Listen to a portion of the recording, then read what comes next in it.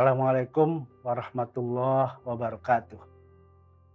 Salam sejahtera untuk kita semua. Teman-teman yang saya cintai, sesi kali ini saya akan mengantarkan diskusi kita dengan tema hati adalah rumah Tuhan. Menarik kita bicara hati sebagai rumah Tuhan ini karena apa? Karena hati dalam eksistensi kita sebagai manusia, dia menjadi sentral. Dialah penghubung antara dunia-dunia luar yang sifatnya fisik dengan dunia-dunia batin atau ruhani yang sifatnya metafisik. Dalam satu kisah, Nabiullah Adam diceritakan setelah Adam terusir dari surga Tuhan, lalu menjalani hidup di dunia ini dengan pasangannya yaitu Hawa, Adam merasa ada sesuatu yang hilang dari aktivitas spiritualnya. Apa itu? Yaitu bertawaf mengelilingi arsy Tuhan bersama para malaikat. Dan kerinduan itu ketika Adam di muka bumi ini terus-menerus meningkat. Maka Adam pun kemudian mengadu kepada Allah. Dan Allah kemudian memperkenankan pengaduan atau doa Adam dengan cara Allah mengizinkan dan memerintahkan Adam untuk membangun arasmini di muka bumi. Maka Adam kemudian membangun Ka'bah. Jadi Ka'bah dalam hal ini adalah arasmini yang dibuat oleh Adam di muka bumi. Maka dengan dibangunnya Ka'bah, Adam kemudian bisa melakukan peniruan ketika dia ada di surga, bertawaf mengelilingi arsy, dan ketika dia di bumi bertawaf mengelilingi Ka'bah. Teman-teman yang saya cintai, karena kemudian Ka'bah begitu panjang waktu, maka lama-lama Ka'bah yang dibangun oleh Adam itu tertimbun oleh pasir-pasir dan menjadi hilang, tidak lagi diketahui di mana letak pastinya. Maka Nabiullah Ibrahim alaihissalam bersama putranya oleh Tuhan diminta untuk membangun kembali Ka'bah yang dulu pernah dibangun oleh Nabiullah Adam alaihissalam. Setelah Nabi Ibrahim bersama putranya membangun kembali Ka'bah, Rasulullah Muhammad kemudian juga melengkapinya, melanjutkannya dengan berbagai macam seremoni-seremoni yang sekarang kita kenal dengan perjalanan ibadah haji. Teman-teman yang saya cintai, jadi Masjidil Haram yang di dalamnya ada Ka'bah itu memperoleh banyak sekali keutamaan. Sehingga Nabi pernah bersabda, siapa-siapa yang sholat di Masjidil Haram ini, keutamaannya atau fadilahnya lebih dari 100.000 dibanding sholat di tempat lain. Yang keduanya adalah Masjid Nabawi. Kata Nabi, siapa-siapa yang bersalat di Masjid Nabawi di Madinah, keutamaannya lebih baik daripada 1000 kali sholat daripada tempat lain. Teman-teman yang saya cintai, kita yang tinggal jauh dari Makkah atau dari Masjidil Haram, kemudian kita bisa menanyakan betapa untungnya orang-orang yang tinggal di sekitar Makkah.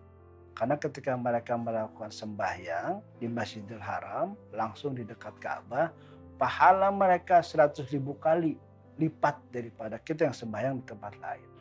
Maka Tuhan dinilai kemudian tidak adil loh buat orang-orang yang jauh dari Ka'bah, yang jauh dari Masjidil Haram. Untuk menjawab hal-hal itu, Tuhan kemudian menciptakan hal yang serupa dengan Ka'bah yang ada pada setiap orang. Apa itu? Hati. Maka hati adalah juga rumah Tuhan, Baitullah. Maka ada satu hadis kursi mengatakan, langitku tidak bisa menampungku dan bumiku juga tidak bisa menampungku. Tapi yang bisa menampungku adalah hati hambaku yang beriman. La yasa'uni ardi wala samai, bal yasa'uni qalbu abdil mu'min. Teman-teman yang saya cintai, jadi kalau kita ringkaskan yang disebut Baitullah itu dari yang sangat besar yang namanya arsy, lalu yang mini yang ada di muka bumi yaitu Ka'bah, lalu yang sifatnya portable pada setiap orang yang namanya hati. Namun seperti halnya Ka'bah, kita tahu dulu Ka'bah dikelilingi, dipenuhi dengan berbagai macam berhala. Dikenal dalam sejarah ada 360 berhala. Itu pun baru bos-bosnya saja 360 berhala itu. Maka hati juga demikian. Jadi hati kita ini banyak sekali dikelilingi, ditempeli, dilapisi oleh berbagai macam berhala. Dari mulai berhala kesuksesan, berhala popularitas, berhala kuasa, berhala harta, berhala ingin selalu merasa dipuji, dan seterusnya dan seterusnya. Maka upaya kita yang sesungguhnya sebenarnya adalah bagaimana kita membersihkan hati kita supaya terbebas dari berbagai macam berhala-berhala itu.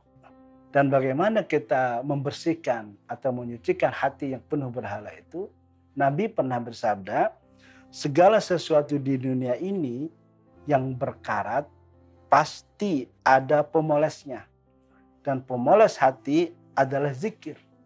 Jadi supaya kemudian hati ini bersih, bisa mencerminkan kembali hakikat Tuhan, maka kita harus melakukan zikir. Karena zikir adalah bagian dari pembersihan hati kita, supaya berhala-berhala yang ada di sekitar hati kita menjadi hancur dia, menjadi lumer dia, sehingga hati bisa memancarkan kembali nilai-nilai ketuhanan.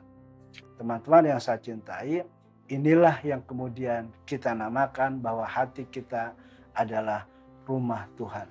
Karena hanya hatilah yang bisa menerima eksistensi, kasih sayang, dan yang membuat kita bisa terkoneksi dengan Tuhan.